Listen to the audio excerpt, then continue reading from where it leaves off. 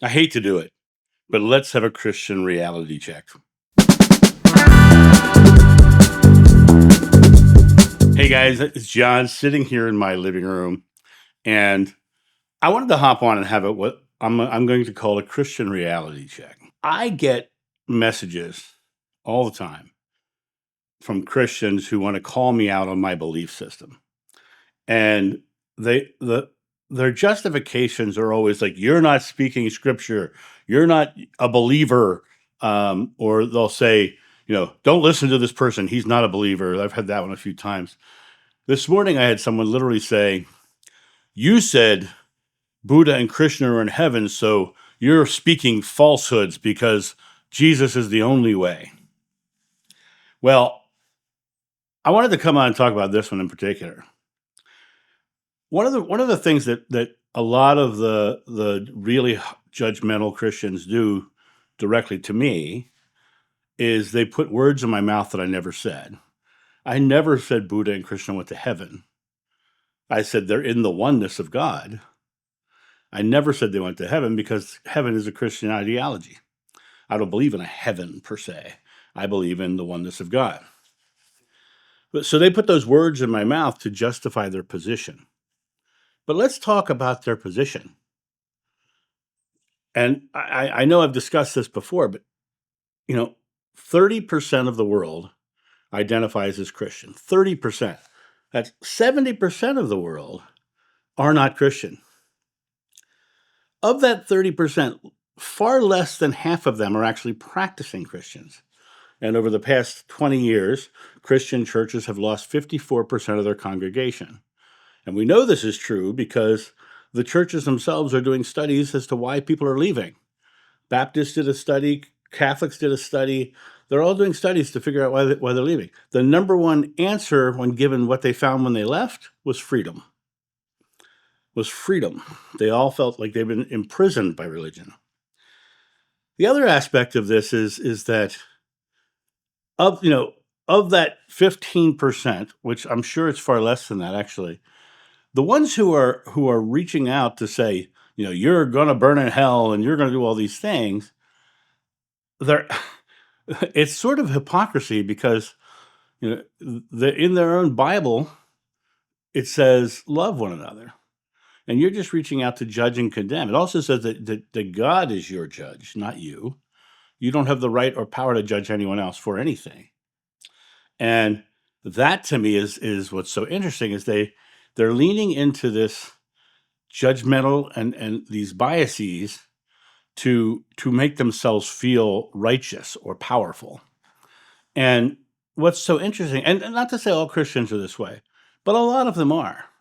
I used to speak at a metaphysical center not too far from here, and it shared a building with a Catholic church. And what was really interesting as the downstairs congregation dwindled, the upstairs metaphysical center grew and grew and grew. And when it got down to the final people that were in the congregation downstairs, suddenly the upstairs started getting vandalized.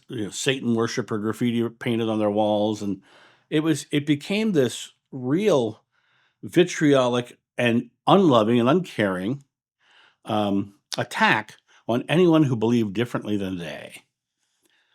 The reality of it is that, in truth, 85% of the world, 85% of the world are not Christians in the practicing sense. Probably more. The ones who are jumping up and saying, you have to believe as I do and all this stuff, that has nothing to do with the teachings of Jeshua. And the reason I'm saying that is because scholars are pretty much agreed that the texts that were compiled into the Bible, which happened in the 400s, not 400 years later, that those books were written somewhere between 70 and 200 years after Jeshua walked the earth by people who never met him. And they were written in the Greco-Roman period by other people. And so the ones who are very vitriolic will say, Jesus said this, and Jesus mentioned hell in the Bible. Jesus said nothing in the Bible. Jesus said nothing in the Bible. The Bible is hearsay written 70 to 200 years after he even walked the earth. The Bible was compiled after the Nicene Council was done. It was people at the Nicene Council were the ones who went ahead and started compiling the Bible. The earliest version of the Bible, the Codex Sinaiticus, when they found it in St. Catherine's Monastery, they have photographs of these pages, and every page has edits on it. Every page has edits on it. So the Bible is not in any way, shape, or form a infallible document. Christians tend to believe that it's a univocal document, meaning it's all the Word of God. But they will not hear you when you say things like, "How did Judas die?" And they go, "Well, he threw the 30 pieces of silver at the temple and he hung himself." I said, "Well, that's one version. The other part that's in the Bible is he was plowing his field and his guts spewed all over it of the field of the farm that he bought with the 30 pieces of silver." Two different versions, three different versions of walking on water. Old Testament has a vengeful and jealous God. New Testament has God is love. The concept that they're leaning into a document that has nothing to do with the time of Jeshua has everything to do with people's religion and wrapping rules and laws around it and creating processes. And then even the documents themselves don't agree. In the Gnostic Gospel of James, the brother of Jeshua, they have the disciples say, "Who do we go to?" And Jeshua says, "Go to James." He didn't put Peter in the head of the church, right? So why would Peter become the head of the church? Because Peter was the disciple who was supposedly went to Rome, and for Rome to be the seat of Christian power, it had to be Peter who was the one who was important and the first pope of the Catholic Church. So it really there's so much manipulations in this, and the original texts were written with agendas, and specifically messianic agendas, right? Judaism, which is where it comes from, which is where Christianity comes from, they don't think Jesus was the Messiah, right? He's not in their text. Christians will look at their text and say, "See, this is Jesus. This is Jesus. This is Jesus." The people who actually have sway over those books are like, "No, there's no reference of Jesus at all." The modern New Agers are all saying, "Well, Jesus was on the scene, and these were the Essene teachings." The only documented Essene teachings we have are the Dead Sea Scrolls. They don't mention Jesus. They don't mention Jesus anywhere. The texts that have been attributed to the Essenes later were found to be frauds multiple times, and the people who claim to have found them never produced any documentation that they exist, never showed pictures of them, never showed anything of them. And interestingly enough, they were promoting an agenda that the Theosophical Society was way behind, the vegetarian idea. So when you look at people who want to judge, and specifically the reality of Christians, both New Age and old, God is too big, too beautiful to be encompassed by any one school of thought or religion. And if you want to judge, if you want to get vitriolic, if you want to get mad because people believe differently than you, or think people are idiots because they think differently than you, then you're not practicing what your own book says. Love one another.